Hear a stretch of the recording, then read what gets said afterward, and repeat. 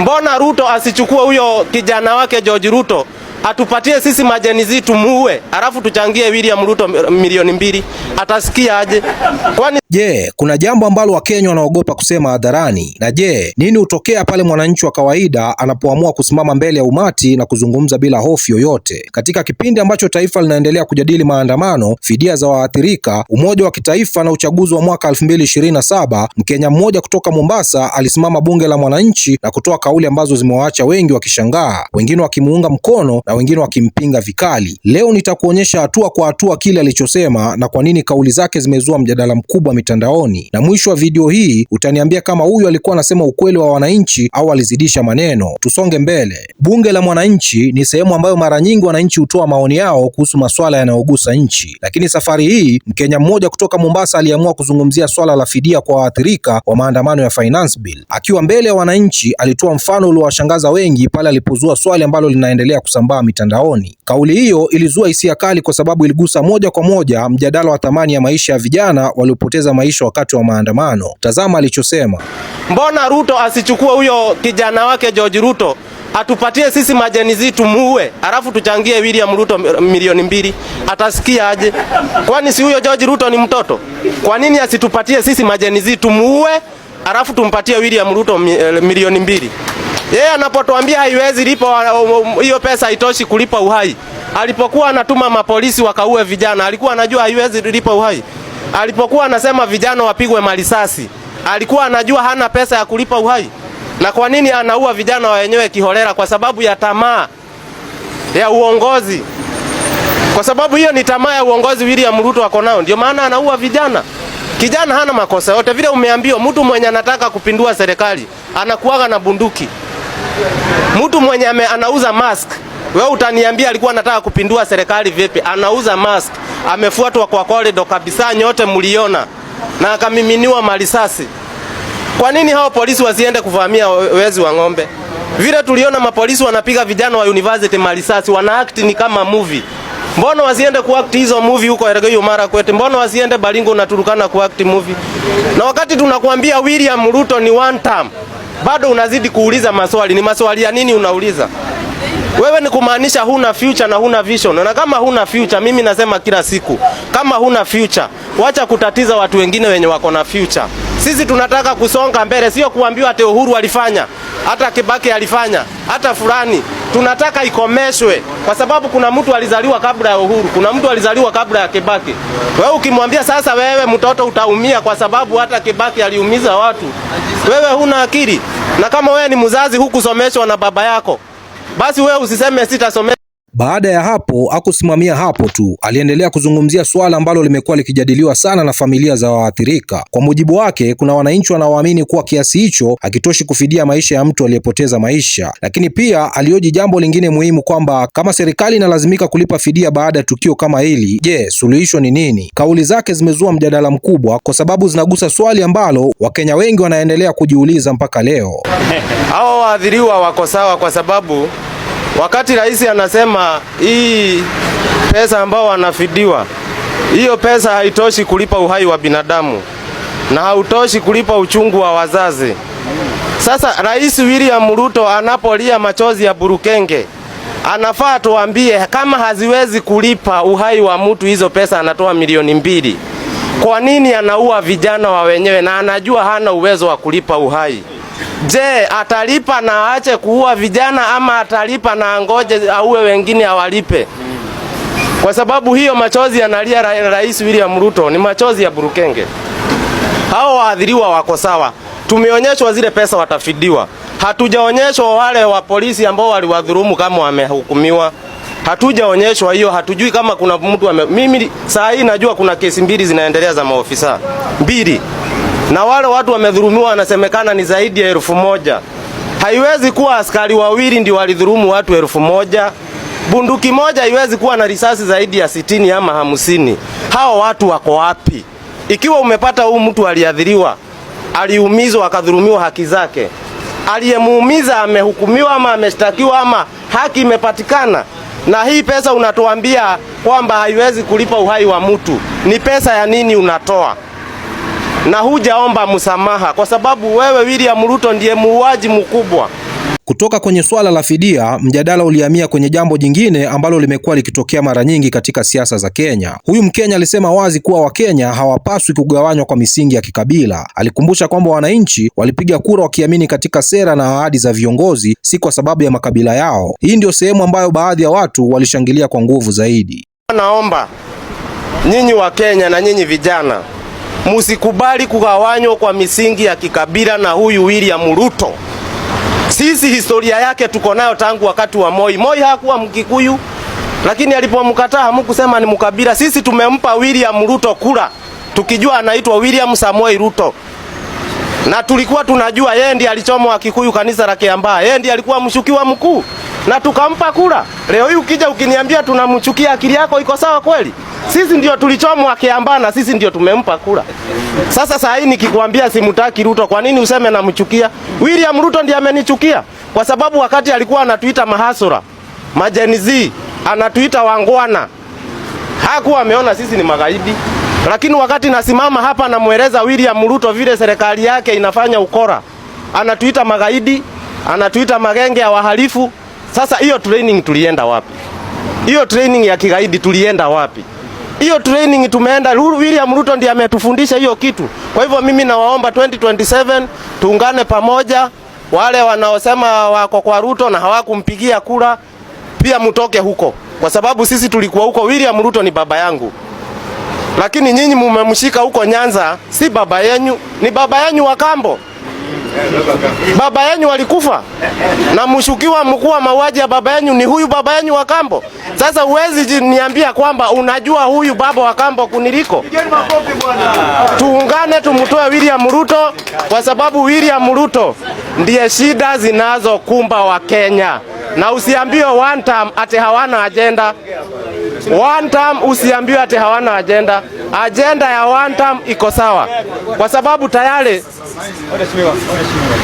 tayari hiyo one term ni agenda, kwa sababu William Ruto ndiye anahangaisha wa Kenya, ndiye anaua vijana, ndiye anapora pesa, ndiye anatenga pesa hazieleweki. Hata hii pesa mnasema za fidia, hizo pesa zitalipwa Kipchumba Murkomen.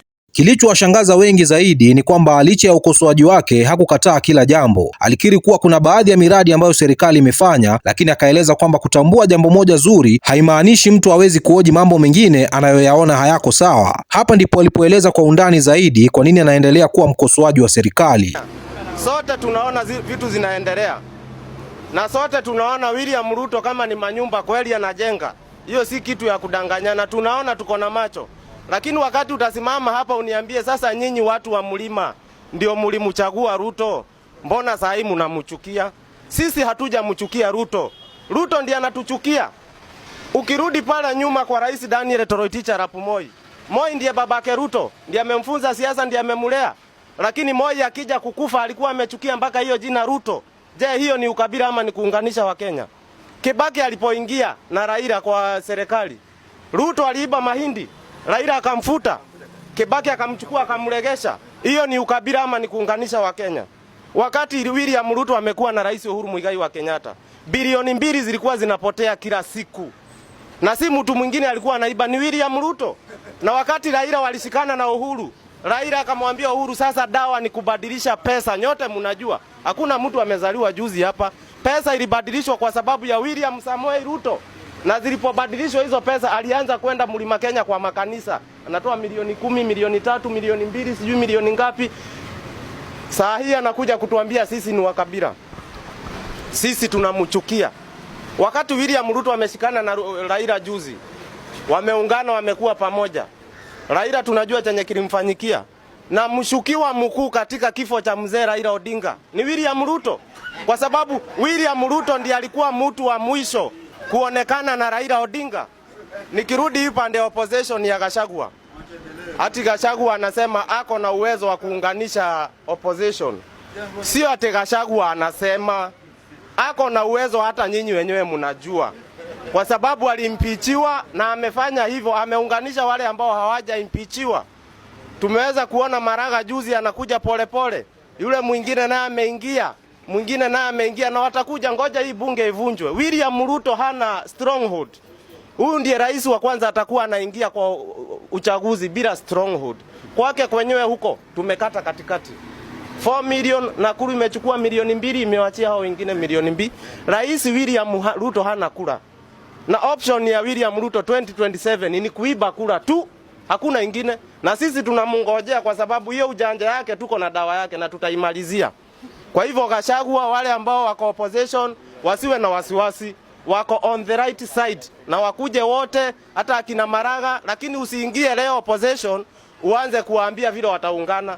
Na wewe wakati haukuwa nao ulisahau kuwa hamjaungana. Sasa hii umeungana nao ndio unataka kuwaambia waungane. Ni ukuje pale ufuate vile wanafanya.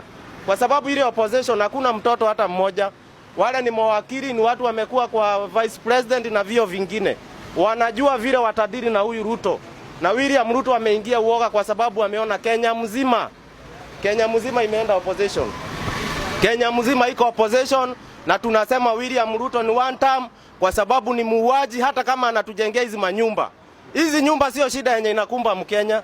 Kwani hizi nyumba ndio zinaua majanizi? Hizi nyumba ndio zinabeba pesa na magunia Nairobi? Sio hizi nyumba. Na wakati anajenga hii nyumba na mimi sina kazi, sina chakula, mafuta siwezi afford, natembea kwa mguu. Watoto hawasomi kwa sababu hiyo mtafaruku wa masomo imeharibiwa na hii serikali. Daktari ndio hao, SHA ndio hiyo haifanyi kazi. Sasa hiyo nyumba haiwezi tatua hizo shida.